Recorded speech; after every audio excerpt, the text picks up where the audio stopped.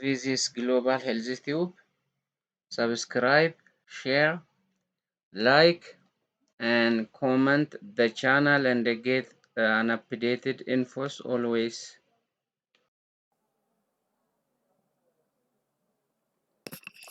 Ashama harka fuune nagaa keessanii jirtu. Viidiyoo keenya darbe irratti waa'ee invalid traffic yookiin immoo waa'ee maalummaa sochii akkasumaanii yookiin sochii maa hin baafne wajjin ilaalle har'ammoo maal waliin ilaalla. Sochii maa hin baafne yookaan invalid trafficin attamitti galii keenya miidha yookaan maal gochuudhaan galii nuti YouTube irraa argannu miidha kan jedhu ilaalla. Yoo sochiin akkasumaanii yookiin sochii maa hin baafneen YouTube keenya irratti chaanaalii keenya irratti yoo mul'ate inni jalqabaa galii keenya gadi buusaa yookiin hin balleessaa akkumaan koo 0 godhe gadi buusa jechuudha. Kun akkamitti mul'ata jechuudha. Kan akkamiin yeroo fakkeenyaaf amma analytics keessatti yeroo ilaallu analytics keessa seeneet view hin balleessaa view akka jirutti gadajjeessa jechuudha. Namoonni baay'een nu ilaalaniiti. Nuti maaliif nuti sochii maa hin baafneen ofii keenyaan taphachiifanneeti device adda addaatiin yookiin gareedhaan ijaaramneeti. Garee sana immoo inni kan inni ittiin bira ga'u yeroo fakkeenyaaf liinkii kaasne liinkii fuune yeroo garee sana keessa buusnu chaanaalii teelegiraamii irra chaanaalii WhatsApp irratti yeroo dhannee buusnu yookaan Facebook irratti yookaan TikTok irratti yeroo dhannee buusnu inni beekaa jechuudha.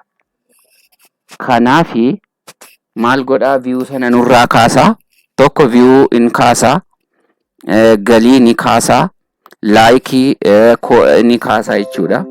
Takka immoo koomantiyyuu ni dhabamsiisa jechuudha. Takka koomantiyyuu ni kaasaa jechuudha. Sababiin isaa sochii akkasumaanii yookiin sochii maa hin baasneen kan dhufe jechuudha. Koomantiin sun laayikiin sun maatiin sun jechuudha. Inni ittaan immoo maal jechuudha. Beeksisni nurra dhufaniyyuu maal ta'uu murteeffamu jechuudha. Argitanii beeksisa baay'ee xiqqootuun viidiyoo keenya irra dhufa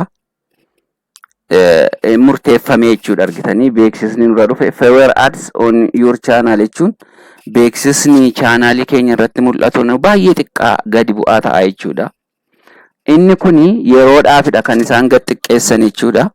Malee otuma deemaa jiru yoo itti fufame maal godhaa galii keenya dhibbatti hin hambisaa jechuudha. Sababiin isaa beeksisni waan nurraa xiqqaateef jechuudha. Inni kan biraanoo adjustment in your AdSense account jechuun maal jechuudha.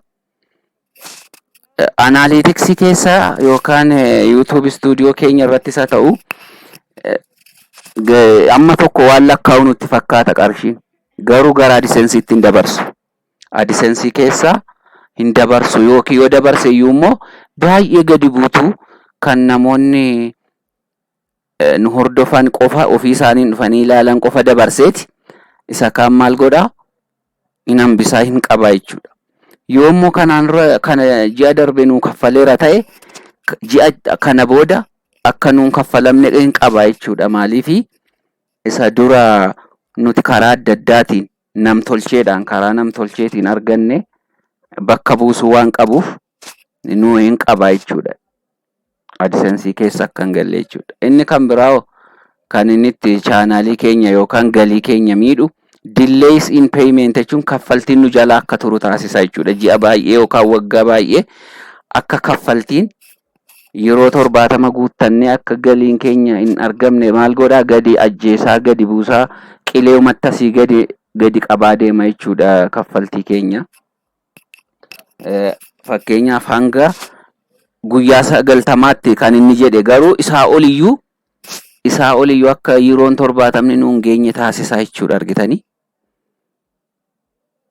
Yoo kan inni nu miidhu jechuudha.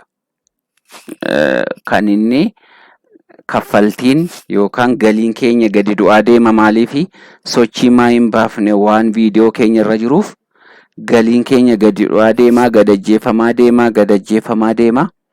Isa booda guyyaa 90 jechuun ji'a 3 ol amma waggaa nuti amma hojiin kan arginu ji'a 8 ji'a 6 waggaa tokko hanga utuu hin kaffalamin kan turuuf kanaaf jechuudha.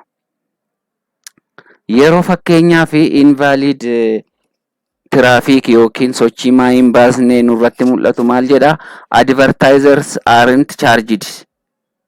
Warri beeksisa isaanii nurratti ergatan baasiin baasanii argitanii, baasiin baasanii sababiin isaa kunoo isaanii yoo mallee irraa cite hin deebi'aaf, duubatti deebi'aaf jechuudha. Kunoo hin deebi'aafi sababiin isaa isaan ofitti amanamummaadhaan uma beeksifatu, yuutuubiin garuu hordofee kaffaltii isaanii duubatti deebisaaf jechuudha. Sababiin isaa viidiyoolee keenya, chaanaalii keenya, viidiyoolee keenyarra sochii maayii hin baafneen kan beeksisoonni sun nurratti mul'atan jechuudha. Your AdSense earnings will be debited before this disbursement to remove earnings from invalid traffic. AdSense keessaa AdSensein akka yeroo 70 guutee nuun kaffalleef maal godha?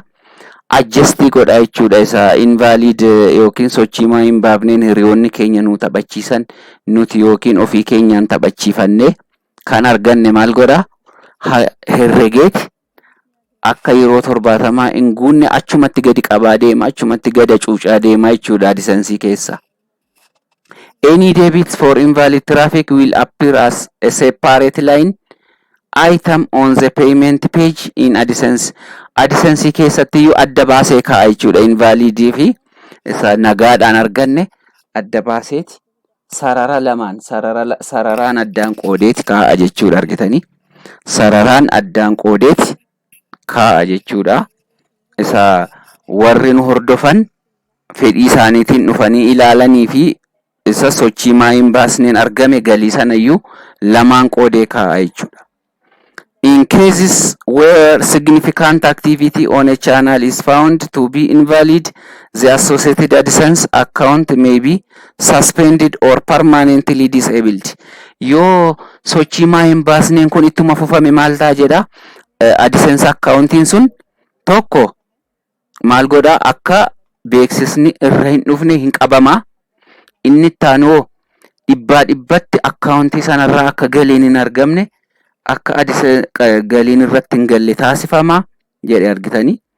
Suspended jechuun hin qabama yeroodhaaf ji'a murtaa'e adabama yookiin immoo dhibbatti dhaabbatumaan akka galiin hin argamne ni taasifama jechuudha AdSense sanarra. Creators will have the option to appeal when their AdSense account is disabled. Kanaaf filannoon hin kennamaaf takka akka isaan iyyatanii deeffatan itti himama jechuudha.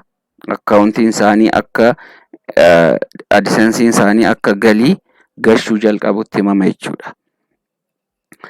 Har'a kana yeroo ilaallu asuma irratti dhaabna. Viidiyoo keenyatti aanutti immoo maal ilaalla? Attamitti sochii maayii hin baafne viidiyoo keenyarraa dhorkina? Sochii maayii hin baafneen akkamitti akka viidiyoo keenya yookaan chaanaalii keenya dhorkinu wajjin ilaallaa. Har'aaf asuma irratti goolabna. Horaa bula.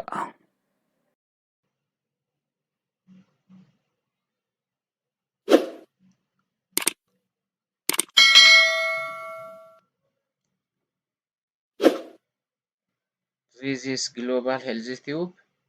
Subscribe, share, like, and comment the channel and get an updated infos always.